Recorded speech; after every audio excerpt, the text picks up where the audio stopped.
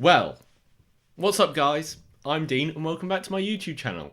The day is finally here. It's been many months in the making. I didn't count how many, but we're finally here with phase 2 of my dream DCEU slate.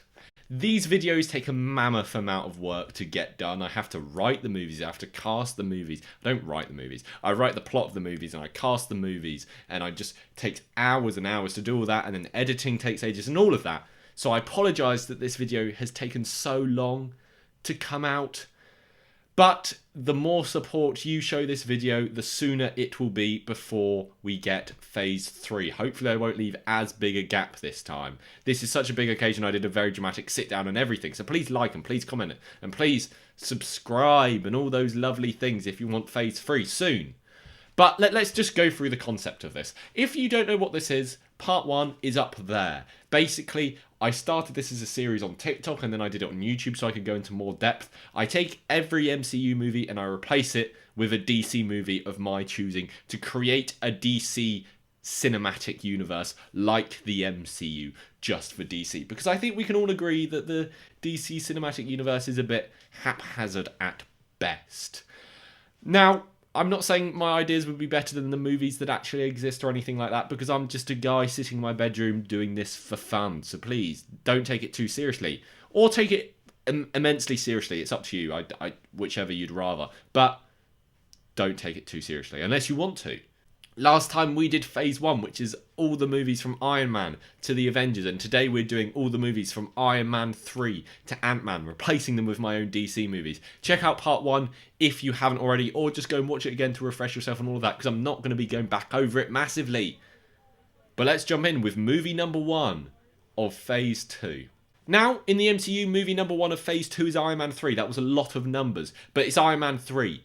And I see a clear choice of what to replace this with. That's a Batman sequel. Batman, the third movie in the trilogy. Batman, Death in the Family. Oh, what does that mean? It's the story from the comic book. How exciting. Let's go through the plot of this movie, though. Just to recap, at the moment, we've got Dick Grayson as Nightwing and Jason Todd as Robin. Barbara Gordon is friends with Dick Grayson, but is not yet Batgirl. This movie starts with Deadshot, a character being introduced in this movie, being hired to assassinate both Harvey Dent, he becomes Two-Face, and Jim Gordon. And Jason Todd and Dick Grayson team up to stop Deadshot, and they dispose of him pretty easily. They don't kill him or anything, they just stop him. But in the meantime, during the battle, Barbara Gordon finds out that her good friend Dick Grayson is in fact Nightwing, and that's how the movie starts. She's obviously very shocked by this and everything, and she goes and talks to Bruce and asks to join the team, and after a bit of back and forth, Bruce agrees, and Barbara Gordon finally becomes Batgirl in this trilogy, and they also find out that Deadshot was hired by the Joker for some reason, someone who was introduced in Batman's second movie. Still in the first act, Batman discovers that the Joker had actually escaped Arkham Asylum with the help of a psychiatrist we're introducing in this movie called Harleen Quinzel, who lost her mind and became Harley Quinn. And he goes to plan B, which is just to kill Harvey Dent himself, because Harvey Dent's the reason he's in prison. But when he tries to kill Harvey Dent, Batman arrives in just the nick of time, and Harvey Dent falls into flames, becoming Two-Face. And Two-Face swears vengeance on the people who wronged him and swears to get revenge, and they are Batman, Joker, and Jim Gordon. The Joker is also obviously a bit annoyed with Batman and comes up with a plan to hurt him as much as possible as well, and these two plans just coincidentally happen at the same time. Two-Face kidnaps Jim Gordon while the Joker kidnaps Jason Todd. I hope nothing bad happens to Jason Todd. So now the team of 3, Batman, Nightwing, and Batgirl, who just got her suit, have to decide who's going to save who. Batman goes after Jason Todd, while Dick and Barbara go after Jim Gordon. Dick and Barbara manage to stop Two-Face and save Jim Gordon, but Batman arrives too late, and Jason Todd is killed by the Joker and Harley Quinn. Harley Quinn just watches it. She doesn't get involved or anything, and Batman is just about to kill the Joker. He is this close, And then Nightwing swoops in after saving Jim Gordon and manages to talk him out of it. The movie ends with Bruce Wayne hanging up the cowl as Batman, quitting as he nearly killed the Joker and he lost Jason Todd. He's had enough. He gives up and Nightwing goes back to Bloodhaven, leaving Batgirl as the sole protector in Gotham. Also, after Harley Quinn sees the Joker kill Jason Todd like that, she decides it's time to make her own way in the world and she leaves the Joker too. The end credit scene is Amanda Waller visiting both Harley Quinn and Deadshot in prison. Something about Task Force X. Okay, now we've done that, let's go through all the casting in this movie. I'll quickly go through everyone I cast in Phase 1, just in case you guys forgot, and then I'll go on to my new castings. Let's get into it. The director of this will be Matt Reeves, who directed the other 2 Batman movies in this universe. So already cast, we had Jake Gyllenhaal as Batman, Timothée Chalamet as Nightwing, Haley Steinfeld as Batgirl. Jason Todd is played by Jaden Martell. J.K. Simmons as Commissioner Gordon. Jeremy Irons as Alfred. Sam Rockwell as the Joker. And that's about it for people we already had cast. Now on to the new castings. I cast John Hamm as Two-Face. Originally, in the first draft of this, I had him cast as Batman. But I think he would make an excellent Two-Face. I would really, really love to see that. Deadshot, believe it or not, is Will Smith. He's reprising the role that he did in Suicide Squad because I thought he was alright in that movie. And who else can I cast as Harley Quinn other than Margot Robbie? That's all the casting for this movie. Let's move on to movie 2. In the MCU, the second movie in Phase 2 is the second Thor movie. That was a lot of 2s, but I'm doing another sequel, another number 2, a sequel to the Flash movie I had in Phase 1, The Flash Blitz. Let's get into the plot. The movie starts with Barry Allen living the perfect life. He is married to Iris West. He is fully capable with his powers now after being trained by Batman, and he's also hanging out with Wally West in this bit as well, his brother-in-law. Captain Boomerang is introduced in this movie, and he is known as a petty bank theft that the Flash has easily disposed of once or twice already, but he has escaped out of prison somehow, and with futuristic tech is holding the newspaper hostage that Iris West works at for some reason. The Flash obviously runs to the newspaper and stops Captain Boomerang after quite a difficult fight thanks to these cool futuristic boomerangs. But during the fight, hey, this happened in the last movie, Wally West is interning there and he finds out that Barry is the Flash. Once Captain Boomerang is defeated, the Flash interrogates him and finds out that he was freed from prison by the Reverse Flash. Someone Barry knows killed his mother all those years ago. Becoming obsessed with vengeance, he builds a device that will allow him to use his super speed to travel through time, and he runs into the future to the year that the Reverse Flash told Captain Boomerang he was from. But is this a trap by the Reverse Flash? I guess we'll have to wait and see. It is a trap. It is a trap by the Reverse Flash. I wrote this, so I kind of know what happens.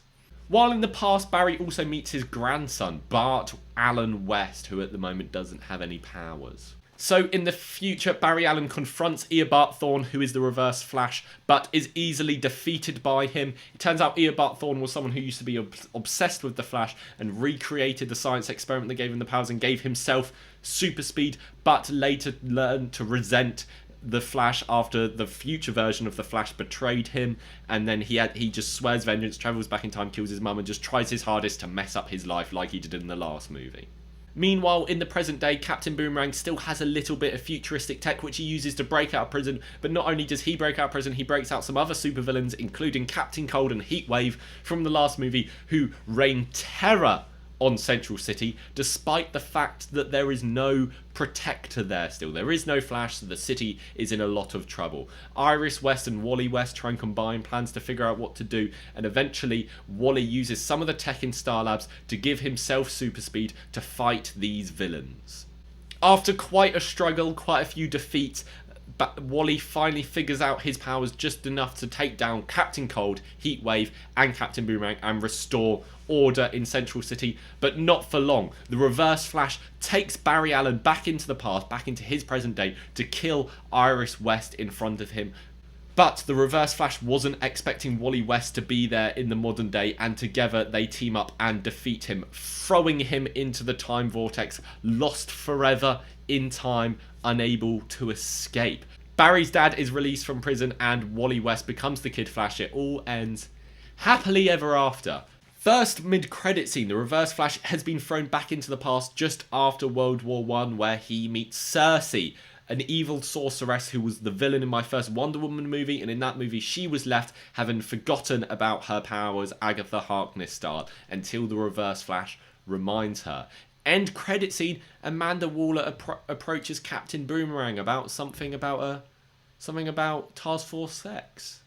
Let's go through the castings I've already done. The director of this will be Justin Lin from Fast and Furious, who directed the other Flash movies in this universe. We have Nicholas Hoult as the Flash. We have Alexandra Shipp as Iris West. We have Adam Driver as Captain Cold and John Bernthal as Heatwave. Now, onto the new castings. Jai Courtney has to be Captain Boomerang. Who else can I cast? I loved him in the Suicide Squad. And to be honest, I love him in Suicide Squad as well. I really like this portrayal of Captain Boomerang. The Reverse Flash is something I've gone back and forth on quite a bit. In my original TikTok series, I cast Paul Bettany as the Reverse Flash, and I still think he would do a great job. I think if he was cast as it, he would absolutely kill it and do amazing, but many people have pointed out to me a superior casting, so my cast for the Reverse Flash is Anthony Starr, aka Homelander. What a terrifying guy. But Alan will be played by Roman Griffith Davis. Originally I had Jaden Martell, but then I cast him as Jason Todd to get the ages closer to what they should be, and I think he'd be great. What's up, gang? This is mid-edit Dean. As you can see, I'm currently editing this beautiful face right here. Wow. Look how nice. Anyway, I realised I forgot to tell you who I'm casting as Kid Flash. And it's Caleb McLaughlin from Stranger Things. So his face is there, I assume, because I'm going to edit that in. And sorry for being so unprofessional. Movie number 3 in the phase 2 of the MCU, that sentence didn't make sense, is Captain America the Winter Soldier, and I am replacing it with a Superman sequel. I love Superman, and this movie is simply called Superman and Supergirl. The movie starts with the status quo. Superman is the hero and the protector of Metropolis. Not a single person knows his secret identity, and the only person that doesn't trust him is this tech giant, Lex Luthor. But on the other side of America, a pod crash lands in the desert and out steps Supergirl. She is Clark Kent's older cousin and was sent to Earth before him, but got sucked into a wormhole on her way there and got shot out back at Earth a bit later, so she's younger than Clark Kent now. She walks into a bar to ask for direction somewhere, looking for a baby as she's expecting. But on the TV, she sees a Kryptonian fighting a robot. It's Superman, her cousin. She recognises him immediately. This mech, this giant robot that Superman is fighting, is very powerful and has the upper hand, taking some of Superman's DNA without him realising. It was sent by Lex Luthor, and he's about to lose the fight until his cousin appears, Kara Zor-El, and saves the day. Superman is shocked when he finds out he has a living relative, and they have quite a touching moment. Clark starts to train Kara and introduces her to his girlfriend Lois Lane as his cousin from out of state. Lois Lane, meanwhile, is investigating LexCorp because she doesn't trust them, with the help of Jimmy Olsen. But Jimmy Olsen has been told not to tell Clark Kent because he'll only worry and get overprotective. Anyway, Lois Lane and Jimmy Olsen kind of illegally break into LexCorp to do some investigation, and here they discover Lex Luthor is trying to clone Superman with the DNA that the mechs took. And they try to stop it, but by only trying to stop it, they make the experiment go wrong, and a weird, misformed, opposite version of Superman is created. Bizarro is introduced here. Let's go. Love Bizarro. Bizarro and Lex Luthor are the villains of this one. I should have said that at the top, you know. Meanwhile, out in Metropolis, Superman and Supergirl meet Bizarro, who has just escaped the facility, and Superman tries to speak to him. Bizarro doesn't seem a big fan of Superman, but he gets calmed down by Supergirl until Lex Luthor turns on a chip in his brain, which makes him attack Superman. Supergirl goes to join in the fight, but it's too late. Lex Luthor has already donned his new mech suit, which he designed off designs of the robot that nearly defeated Superman, and joins in the fight, attacking Supergirl. So now there's a 2v2 fight. The suit uses kryptonite, so Supergirl and Superman are very weak to it, but eventually they win by Supergirl talking Bizarro into fighting Lex Luthor. Bizarro defeats Lex Luthor because he's not weakened by kryptonite, but Lex Luthor gets away scot-free with no repercussions. Lois and Jimmy write a big story that does get Lex in a little bit of trouble, but not loads. Lex just gets away scot-free and vows revenge against Superman. Meanwhile, Kara, aka Supergirl, moves to Opal City to start her new life in this new world. The end credit scene of Superman and Supergirl is Lex Luthor deciding to make the Legion of Doom with a new ally he's made, the Reverse Flash. The director of this will be Christopher McQuarrie, who directed the other Superman movie in this universe. Already cast, we had Henry Cavill as Superman, Nathan Kress as Jimmy Olsen, and Amy Adams as Lois Lane. And introducing, we have Natalia Dyer as Supergirl. I think she'd do great in this role. She's from Stranger Things. And Michael Fassbender as Lex Luthor.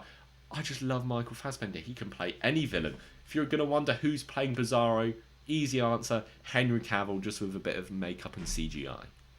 Movie number 4 in phase 2 of the MCU, that rhymed, is Guardians of the Galaxy, a James Gunn directed movie. So I think it's only fair to replace it with another James Gunn directed movie, The Suicide Squad, okay? I wrote the vague idea of the plot for this movie before I had watched The Suicide Squad all those months ago, and I have tweaked it now. I've kind of combined my original idea with the ideas from the movie into one which I think fits this cinematic universe as well, with still being a really great movie, just like James Gunn's Suicide Squad. Let's get into the plot. So the movie starts the same, with Team A attacking the island and them all getting horribly killed. There are a few adjustments here though. Captain Boomerang survives. Rick Flag obviously survives like he does in the original. I kept Captain Boomerang alive because I really like that character, and to be fair, he was just killed at the start here for some shock factor. So I thought, oh, who could I kill for some shock factor? Deadshot, aka Will Smith, is in this original team and he gets killed straight away. People think Will Smith's going to be a big player in this movie from all the promotional material, but he gets killed almost instantly. Deadshot is gone. Harley Quinn also isn't with this original team. She starts with the main team, and the main team is exactly the same, just Bloodsport isn't in this movie. I know what you're thinking, hey, why isn't Bloodsport in this movie? It's because I had already cast Idris Elba as Martian Manhunter. Replacing Bloodsport, I have Captain Cold, who goes through the same arc of not wanting to be the leader and slowly becoming the leader and stepping into his role. Harley Quinn's basically already with the team, and they go through the same thing of them going to save Rick Flag. But there's a slight change with their mission, which we'll get to. They're still tasked with destroying a building. They don't know what's inside it, and they've been given a device that will teleport them back to the prison once they're done, so they can't escape or anything. Now, here's the first big change. When they try to sneak into the city, they are stopped by a powerful Kryptonian that we have not met before. He's called Non. He's an acolyte of Zod, and it turns out that this island is being ruled by General Zod. If you guys don't remember, General Zod was last left in the Phantom Zone in this universe, but for some unknown reason the US government tried to pull him out of the Phantom Zone. Maybe to try and clone him? The squad are all kept prisoners while the Kryptonians are trying to summon an ancient beast to destroy Earth with the help of the Thinker. He's in this one as well. But how do they escape this prison? Easy. Captain Boomerang comes in and saves them all, whooping ass and not taking names. The same thing happens when Rick Flag gets the file with what the US government have done with the Kryptonians and tries to escape with it because the US public needs to know. But Peacemaker stops him and kills him, unfortunately.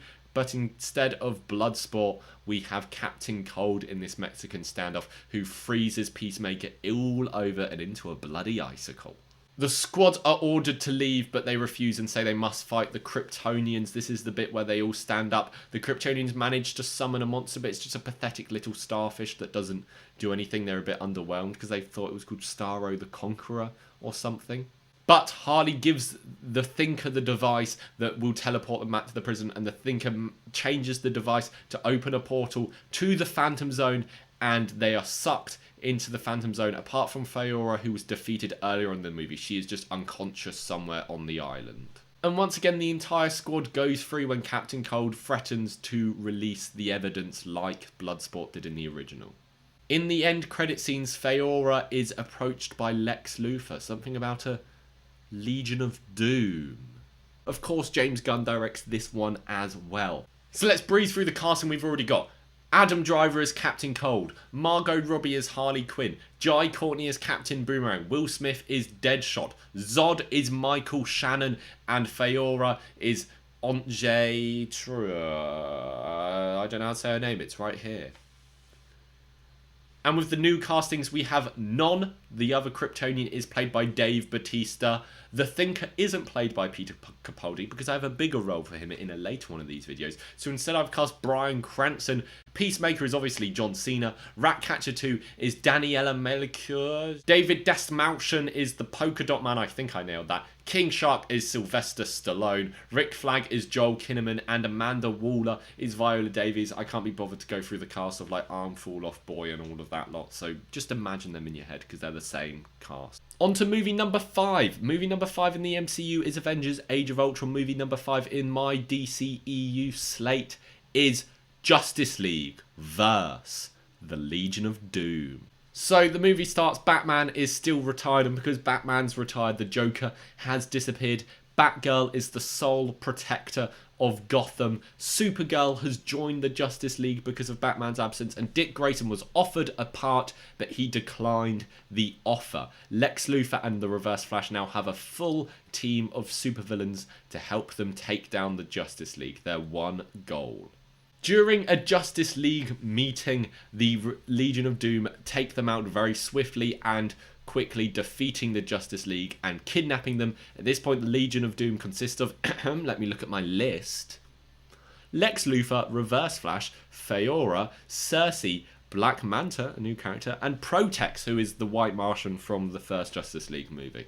It's obviously national news that the Justice League have mysteriously disappeared, and Dick Grayson goes to Bruce Wayne and manages to talk Bruce into donning the cowl one more time to save his friends. But Batman says, once I've saved the Justice League, I will hang up my cowl and I'm not going to do anything again. Dick Grayson's like, yeah, fair enough. But they decide they need more than 2 people on their team. Batman says he knows a guy, and they fly to Star City. Dick Grayson and Bruce Wayne go to Queen Industries on the proviso of a business meeting where they meet Oliver Queen, who they recruit to their team to save the Justice League, as his alter ego is the Green Arrow, something Bruce Wayne has known for a while but has kept it a secret to himself. Green Arrow is introduced here, people. Bruce, Dick, and Oliver manage to break into the Legion's headquarters, which they find. There's scanners everywhere scanning for metahumans, but because none of these 3 have superpowers, they get through unnoticed, take out a couple of the Legion members, and free the entire Justice League. The League are now confronted by the rest of the Legion, and a big fight is about to break out, but Batman convinces them just to leave and go on. He's got a plan for what to do with the Legion, so the League all escape, leaving the Legion there shocked and annoyed that they escaped. Because it's on the news that Batman has reappeared, a new villain approaches the League offering his assistance, and that is the Joker. Back from hiding, he says, only I can predict Batman. And realising they're outnumbered, Lex Luthor hires 2 mercenaries to join the team to help them out. Deathstroke, an enemy of Dick Grayson's, and Bronze Tiger, an enemy of Oliver Queen's, aka the Green Arrow. The League hold a fake press conference, but it's actually just a trap for the Legion of Doom to get them there. The Legion of Doom come and they get trapped, but they knew it was a trap because they had the Joker there to tell them that. The Joker, Bronze Tiger, and Deathstroke appear. The League didn't know they were on the Legion. This is League and Legion is confusing. But they get there, they free them, and an epic battle between the Legion of Doom and the Justice League breaks out, and it looks like the Justice League is losing. Batman seems to be the only one left standing in an epic battle, and Dick Grayson calls out to Bruce that he must forgive himself to defeat the Legion. Bruce Wayne realises this, and he's back as Batman now. He's been half-arsing it this entire time until now. He appeals to Lex Luthor's ego and makes the Legion argue amongst themselves. The Joker sees this happening and tells the Legion not to fall for it, but it's too late as the Legion argue, the Justice League get the upper hand and defeat the Legion of Doom. The Legion are imprisoned within the Phantom Zone, a new prison there which Batman helped Superman to create, and Oliver Queen, aka Green Arrow, joins the Justice League, as well as Batman rejoins the Justice League. The end credit scene, this is a really exciting one.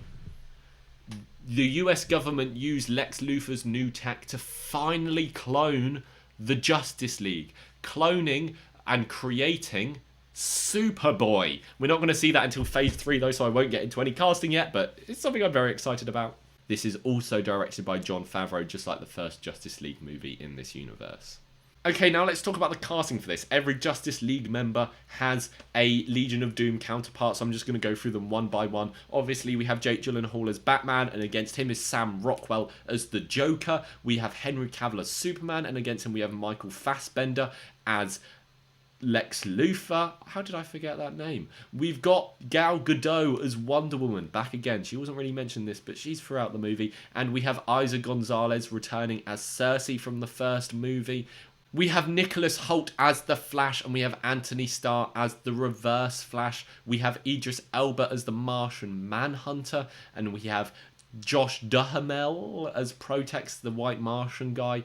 Timothy Chalamet is, of course, Dick Grayson, aka Nightwing, and against him we have Deathstroke, Joe Manganiello. Of course, he's back. We have Chris Evans as Aquaman, and Black Manta was introduced in this movie, and he is played by Yahya Abdul-Mateen III. Same casting as before. And as Green Arrow, I've cast Charlie Hunnam. I think he'd be really great for the role. And his villain is Bronze Tiger, who is played by John David Washington. Yo, it's Dean. I'm back again after realising I've made another mistake while editing. As you can see, I'm editing right here.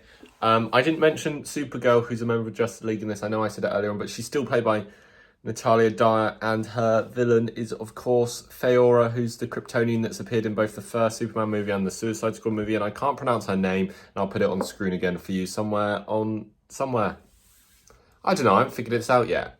Sorry for being unprofessional, but I feel like it's part of my trademark now, just being really bad at this. Okay, this video is a long one. Thank you for sticking around, but we have one movie left. The final movie in phase 2 of the MCU is Ant-Man, a movie that Edgar Wright was supposed to direct. The movie I've got in mind, Edgar Wright is directing, and it is The Green Lantern Corps. We're finally getting the Green Lanterns directed by Edgar Wright. I just think that's a swell idea. Cold open. Sinestro stands on trial against the Guardians of the Universe, the people in charge of the Green Lanterns, and they banish and exile him, taking away his ring. He turns and asks Guy Gardner, another member on his Green Lantern team, for help, but Guy Gardner refuses, and Sinestro is banished. Meanwhile, Jon Stewart has just left the army, chilling on Earth, moving into a cheap, small apartment when Sinestro's power ring finds him, and he bonds with the ring. But Sinestro isn't going to give up that easy, and he wants his ring back, so he goes to Earth and fights Jon Stewart for it. Obviously, Jon Stewart doesn't really know how to use the ring yet. Sinestro calls his ring back, attacks Jon Stewart when his old team appears. I'm changing Green Lantern lore a little bit in here. Instead of having one Green Lantern per sector, there's a team of them per sector. And Sinestro used to lead this team, which Guy Gardner now leads. The other members on this team are Jessica Cruz, Simon Baz, and Kilowog. The team of 4 protect Jon Stewart and stop Sinestro. Sinestro has Jon's ring and manages to somehow use yellow energy with it, but Guy Gardner coaches Jon Stewart into taking the ring back and using the power himself, using his strong willpower. Don't know why I said it like that. Jon goes to Oa, the planet of the Green Lanterns, and trains with his new team of Guy Gardner, Simon Baz, Jessica Cruz, and Kilowog. Together they stop an invasion of white Martians attacking the Earth. Pretty casual and all. Sinestro is locked up on Oa at the same time as this, and he manages to steal a power ring off a guard and corrupts it with yellow energy, creating the Sinestro Corps. The main squad confronts Sinestro to stop him, but Sinestro talks them out of it. He tells them about how the Guardians of the Universe treated him unfairly and abused his and instilled fear into him and just used their power against him. And Sinestro escapes. Meanwhile, the main team go and confront the Guardians of the Universe, accusing them of their malpractice. The Guardians of the Universe are like, hey, don't talk to us like that. You're off the Corps as well. You're exiled. Give us your rings. The Green Lantern Corps, obviously, the Green Lantern group, I mean, the squad of them, obviously isn't having any of that. So they escape Oa with their Green Lantern ring still, but rebelling against their leaders. They go to stop Sinestro, who is on his way to attack Earth to punish John Stewart, and he releases Parallax, a terrifying monster that feeds off fear and goes to attack the Earth. The Green Lanterns know they're not strong enough to defeat him, so John Stewart manages to trick Sinestro into fearing Parallax, which then attacks him because he's the most fearful thing there. Sinestro imprisons the Beast in his ring and is defeated. The Guardians of the Universe appear and they forgive the Green Lantern team for what they did, saying, hey, it's all cool, don't you worry about it, pal. And the team managed to convince them to give Sinestro a second chance, who just leaves, go on his merry way, not doing anything dodgy at all. 2 end credit scenes once again. Parallax seems to be corrupting Sinestro from within his ring, making Sinestro create the Sinestro Corps, recruiting other members to his Yellow Lantern team. And the other end credit scene, this is a big one. John Stewart finds out that Doomsday is on his way to Earth. And that's how this phase ends. Doomsday tease. Oh my, yes, he's coming in phase 3. But onto the casting, let me look at my list. As John Stewart, we have John Boyega. I just thought they wouldn't get confused being called the wrong name on set. Guy Gardner is Domhnall Gleeson, a Star Wars reunion. Jessica Cruz is Gina Rodriguez. I think as this movie is going to be kind of a comedy, you know, because it's Edgar Wright, I think that will really work. Kilowog is David Harbour. Love David Harbour and I love Kilowog. Simon Baz is Riz Ahmed. And Sinestro is Hugo Weaving. Anyway, I'd like to thank you all for watching. I put so much effort into this, so it would really mean a lot if you make this video do well. Please like, please comment, please subscribe, like I said at the start, and tell me what you think of my phase 2. I will start writing phase 3 soon. I'm excited to show you guys my ideas because I have some really big movies planned in phase 3. Thank you for watching, and I guess I'll see you next time. Bye.